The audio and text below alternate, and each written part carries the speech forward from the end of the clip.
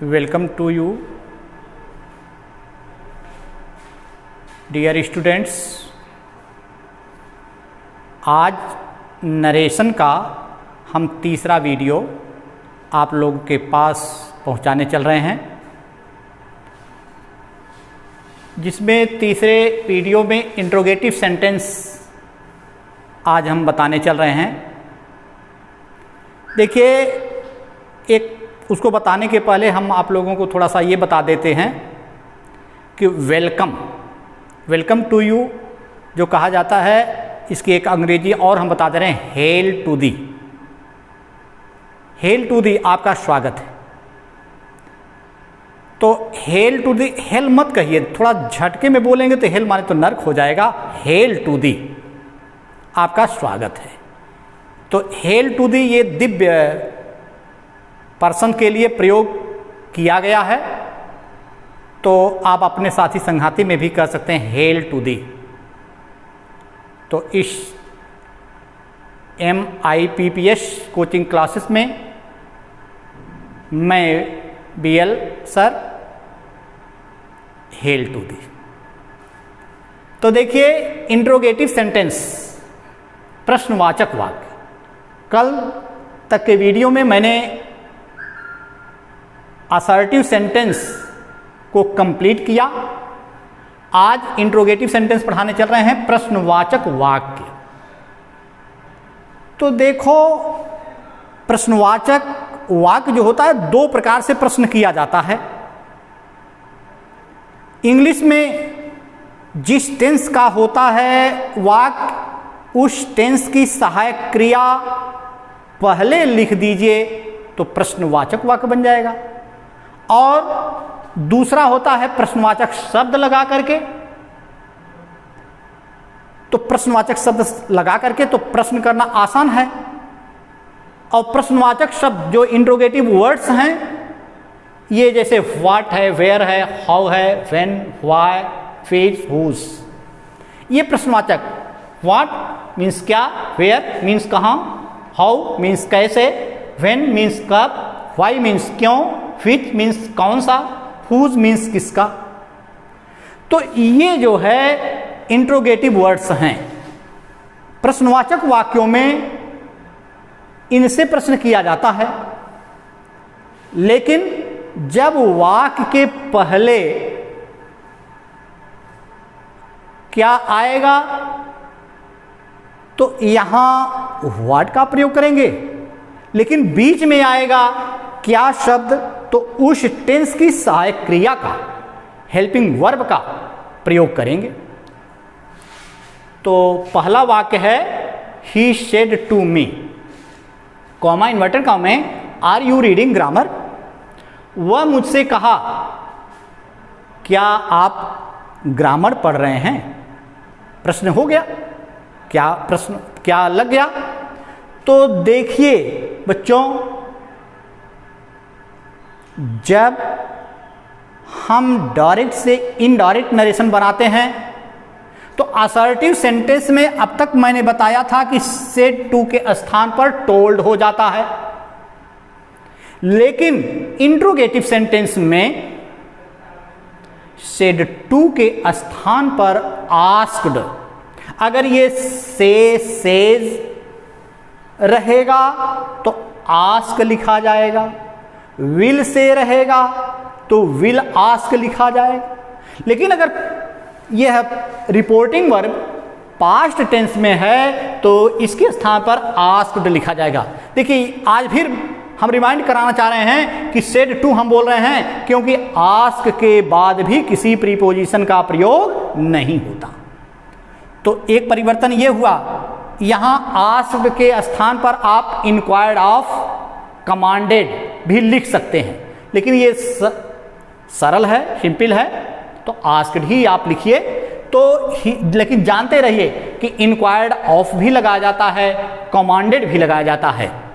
तो ही said to मी के स्थान पर हो गया he asked me. Assertive sentence में मैंने बताया था कि कॉमा हटा करके दैट का प्रयोग किया जाता है, लेकिन यहां इंट्रोगेटिव सेंटेंस में कॉमा हटाकर इफ या वेदर का प्रयोग किया जाता है। और इफ या वेदर कब प्रयोग किया जाता है? इसकी एक शर्त है कि जब प्रश्न सहायक क्रिया से किया गया हो, हेल्पिंग वर्ब से किया गया हो, तो कॉमा हटाकर इफ या वेदर का प्रयोग किया जाता है। तो यहाँ इफ या वेदर दोनों में से कोई आप लगा सकते हैं। तो अगर सरल आपको इफ लगता है तो इफ को देख लीजिए। उसके बाद जब हम रिपोर्टेड स्पीच में परिवर्तन करते हैं तो वह रिपोर्टेड स्पीच का सेंटेंस असर्टिव जैसा होता है। इसमें जब हम सहायक क्रिया पहले लगाए तो प्रश्नवाचक बन गया, लेकिन जब हम असर्टिव सेंटेंस बनाते हैं तो उसमें पहले सब्जेक्ट आता है। तो यहाँ देखिए सब्जेक्ट जो है ये यू है, तो यू ग्रामर की दृष्टि से क्या है? पिछले दिन बता चुके हैं कि यू ग्रामर की दृष्टि से प्रोनाउन है। कौन सा प्रोनाउन है? पर्सनल प्रोनाउन है। कौन पर्सन है? सेकंड पर्सन है। सेकंड पर्सन मैंने बताया था, second person changes according to object of reporting speech. Second person changes according to सब ऑब्जेक्ट ऑफ रिपोर्टिंग स्पीच। यानी अगर यहाँ सेकंड पर्सन का प्रोनाउन है तो रिपोर्टिंग स्पीच के ऑब्जेक्ट के अनुसार बदल दिया जाता है। और एक तरीका मैंने बताया था कि यदि यहाँ यू हो तो जो यहाँ ऑब्जेक्ट हो उसी का हम सब्जेक्ट लिख देते हैं। तो देखिए यहाँ यू है, यहाँ मी है, तो यहाँ मी का सब्जेक्ट क्या होता है? आई होता है। यहाँ हमने आई लिख दिया। उसके बाद अब क्रिया का परिवर्तन बताए थे कि present indefinite changes into past indefinite, present continuous changes into past continuous. तो ये देखिए प्रेजेंट कॉन्टिन्यूअस में है। Are you reading grammar? क्या आप ग्रामर पढ़ रहे हैं? तो ये प्रेजेंट कॉन्टिन्यूअस हो गया। अब इसको प्रेजेंट कॉन्टिन्यूअस को पास्ट कॉन्टिन्यूअस में चेंज करना है, तो आई आर के स्थान पर वर हो गया। आई वर रीडिंग ग्रामर, मैं ग्रामर पढ़ रहा था। अब देखिए इसका हो गया ही आस्क्ड मी, वह मुझसे पूछा। इफ माने की क्या, इफ माने की क्या, या यदि कि क्या मैं ग्रामर पढ़ रहा था, वह मुझसे पूछा कि क्या मैं ग्रामर पढ़ रहा था, इसका अर्थ यही हुआ। या वह मुझसे पूछा यदि मैं ग्रामर पढ़ रहा था। तो इसका जो है इस तरह से जब सहायक क्रिया लगाकर प्रश्न किया गया हो तो इस तरह से परिवर्तन किया जाएगा। दूसरा परिवर्तन है प्रश्नवाचक शब्द लगा करके। तो इसमें है विमल सेड टू कमल, विमल ने कमल से कहा, कॉमा इन्वर्टेड कॉमा में, why are you reading grammar? आप ग्रामर क्यों पढ़ रहे हैं? तो देखिए यहां व्हाई लगा करके प्रश्न किया गया है, तो यहां सेड टू के स्थान पर क्या हो गया? आस्क्ड हो गया। विमल आस्क्ड कमल।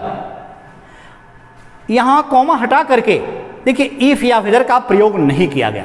अभी ऊपर मैंने बताया शर्त है कि जब सहायक क्रिया से प्रश्न किया गया हो तो कॉमा हटाकर इफ या वेदर का प्रयोग करेंगे, और जब प्रश्नवाचक शब्द से प्रश्न किया गया हो तो कॉमा हटाकर इफ और वेदर का प्रयोग नहीं किया जाता। इस शब्द को हम डायरेक्ट यहां लिख देंगे, कॉमा हटा करके उसी प्रश्नवाचक इंट्रोगेटिव वर्ड को ही हम यहां लिख दिया करेंगे। तो यहां व्हाई है तो व्हाई हो गया।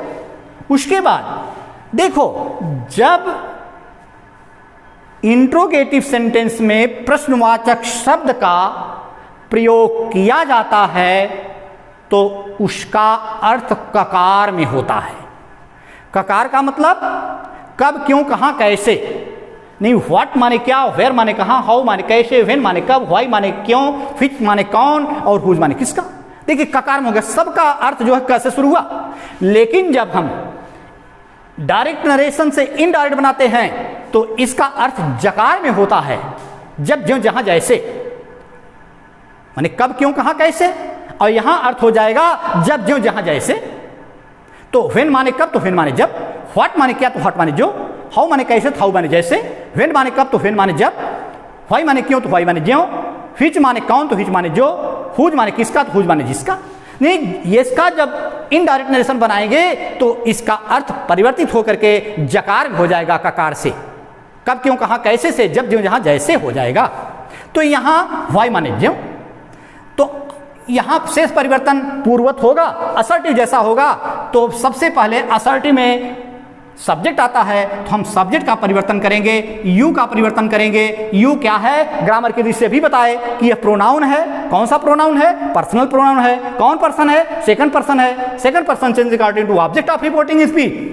तो यहाँ देखिए, अब यहाँ चूंकि यू था, मी है तो आई हुआ। अब यहाँ देखो ये कमल है, कमल नाम है, नाम मैंने उस दिन बताया था थर्ड पर्सन होता है, तो ये पुरुष है, इसके पर्सन और जेंडर के अनुसार बदला जाता है। तो चाहे आप यहाँ कमल लिख देंगे, आप यहाँ क्या लिख देंगे, कमल लिख देंगे, वाई कमल। लेकिन एक बार चूंकि यह जो है रिपोर्टिंग स्पीच में नाम आ चुका है, एक बार रिपोर्टिंग स्पीच में नाम आ चुका है, इसलिए जो है बार बार एक ही नाम का दोहराना अच्छा नहीं होता, अच्छा नहीं माना जाता। इसलिए यह पर्सन और नंबर के अनुसार प्रोनाउन कर दिया जाता है बच्चों। तो ये कमल, कमल जो है मैस्कुलिन जेंडर है, सिंगुलर नंबर है, तो सिंगुलर नंबर का मैस्कुलिन जेंडर का प्रोनाउन ही होता है, फेमिनिन जेंडर का शी होता है। तो इस तरह से यहाँ आप ही लिख देंगे। अब ये कमल के माने यहाँ यू के स्थान क्या हो गया, ही हो गया। यहाँ तो यू के स्थान पर आई हो गया अकॉर्डिंग टू इस ऑब्जेक्ट के अनुसार। लेकिन अब यहाँ यू है, यहाँ चूंकि ऑब्जेक्ट जो है कमल है, तो कमल के अनुसार यहाँ ही हो जाएगा, यहाँ नाम नहीं लिखा जाएगा। मैंने कहा था कि जो यहाँ ऑब्जेक्ट हो उसी का सब्जेक्ट लिख दीजिए, तो सब्जेक्ट जो है यहाँ ही हो गया। उसके बाद इज आर एम, इसके अनुसार यू के अनुसार आर लगा तो ही के अनुसार वाज हो जाएगा पास्ट में। तो ही वाज रीडिंग ग्रामर। देखिए, बिमल आस्क्ड कमल, बिमल कमल से पूछा why he was reading grammar, वह ग्रामर क्यों पढ़ रहा था। तो यहाँ वह ग्रामर ज्यों पढ़ रहा था, जो ग्रामर ज्यों पढ़ रहा था उसके बारे में। यहाँ व्हाई माने की क्या वो ग्रामर माने पढ़ रहा था, तो इफ माने की क्या, लेकिन यहाँ व्हाई माने ज्यों। तो यहाँ क्यों पढ़ा था, यहाँ ज्यों पढ़ रहा, जिस प्रकार से वह पढ़ रहा था, जिस कारण से वह पढ़ रहा था, यहाँ व्हाई वो प्रदर्शन कर रहा है। तो बच्चों यही है। इसी तरह से इसका उदाहरण और भी देख लीजिए, यह तो आपको समझ में आ गया होगा, इसको हम समझा देते हैं। यहाँ है my father said to me, मेरे पिताजी ने मुझसे कहा, कॉमा इन्वर्ट कॉमा में, do you want to read English grammar.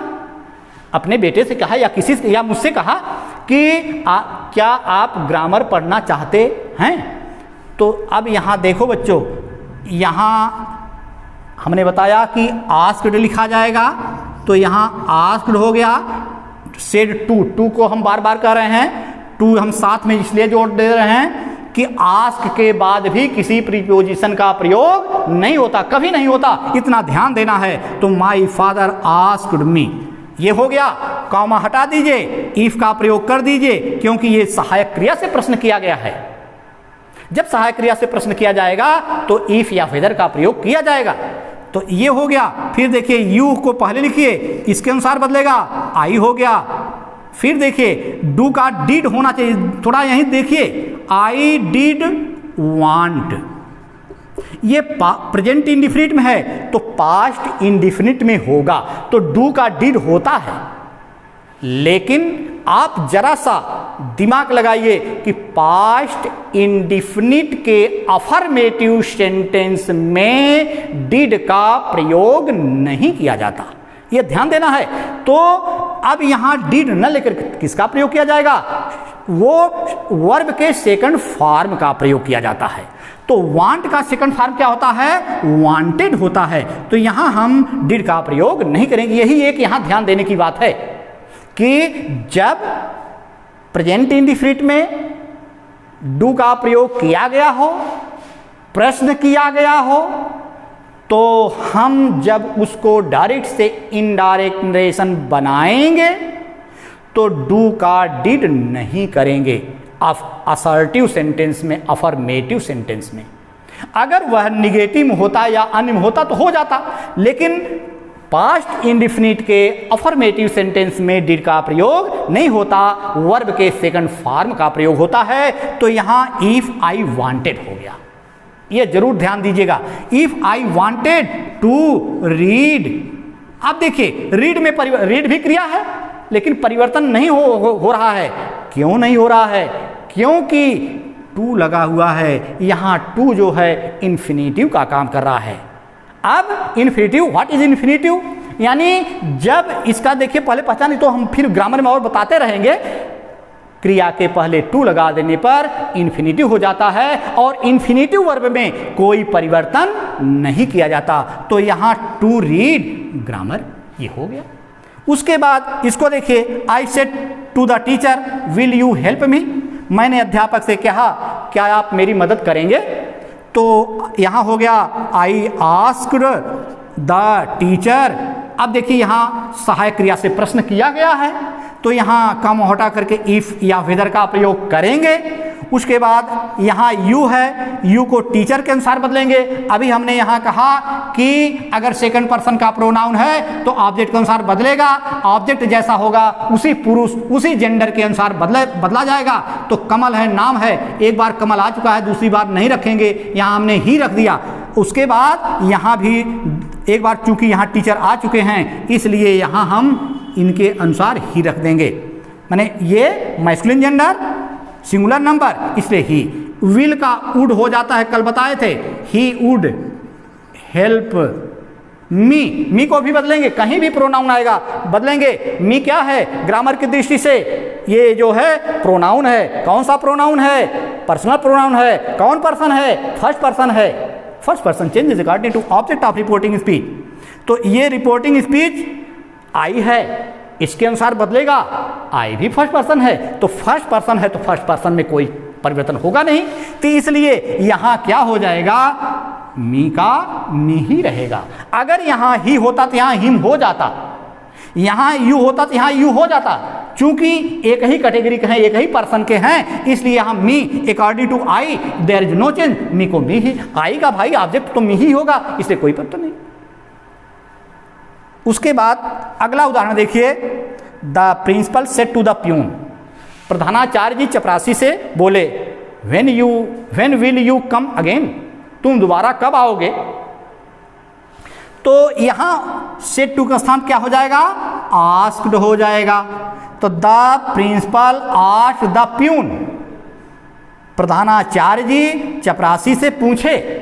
अब देखो बच्चों, ये जो है व्हेन, ये क्वेश्चन माने इंट्रोगेटिव वर्ड है, इसलिए यहाँ इफ और वेदर का प्रयोग नहीं किया जाएगा, यहाँ व्हेन को उतार दिया जाएगा। लेकिन यहाँ व्हेन माने कब, यहाँ व्हेन माने जब, ककार और जकार में आ गई बात। तो व्हेन आई को बदलेंगे प्यून के अनुसार, यहाँ ही हो गया, विल का वुड हो गया, फिर कम का गो हो गया, अगेन को फिर लिख दीजिए। ये देखो बच्चों, यही हुआ। अब हम समझते हैं कि आपको इंट्रोगेटिव से इनडायरेक्ट नरेशन अगर बदलना हो तो आप बदल सकते हैं। हम समझते हैं, जान गए होंगे। तो इसी के साथ कल मैंने एक टिप्स दिया था, आज देखिए एक शब्द बताने चल रहा हूं, उसको एक एक शब्द डेली मैं बताऊंगा।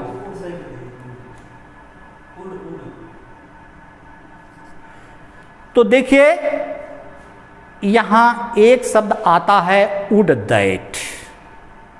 इसको बड़ा गौर से देखिएगा, क्योंकि जब मैं एमए प्रीवियस में था तो एमए फाइनल के एक लड़के से झंझट हो गई थी वुड दैट को लेकर के। मुझको ख्याल आ गया, फिर हमको ध्यान आता, आपको भी बता देते हैं, आज ही बता देते हैं। वुड विल का सेकंड फॉर्म होता है वुड, अलग होगा तो गागेगी हो गया।